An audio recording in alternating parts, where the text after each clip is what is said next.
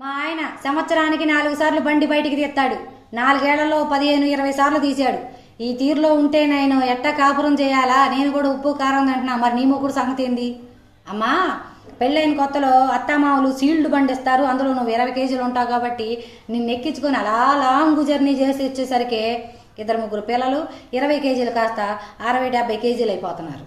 ఇప్పుడు 20 కేజీలు అంటే బండి ఊపు చేసిద్ది, 60 కేజీలు అంటే కొంచెం షేక్ అయిద్ది అనమాట. అదే పక్కింటి 20 కేజీలు రాగానే తాళం కూడా పెట్టనవసరం, ఆటోమేటిక్గా స్టార్ట్ అయిపోయింది. అట్టుంటారు మగరాయాలు. ఏం చేస్తాం? పెళ్లి కాకముందేమో మనం వాళ్ళని ఇంప్రెస్ చేయడానికి అందంగా రెడీ అవుతాం. పెళ్ళి అయిన తర్వాత మూడే కదా అన్నట్టు ఉంటాం. పెళ్ళి అయ్యి పిల్లలు పుట్టిన తర్వాత కూడా వాళ్ళని ఇంప్రెస్ చేసే పనిలో ఉండాల్సిందే, తప్పదు.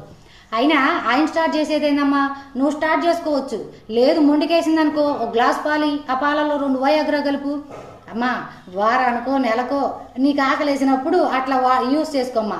ఒకేసారి బండి బోరుకొచ్చేలాగా మాత్రం చేయ.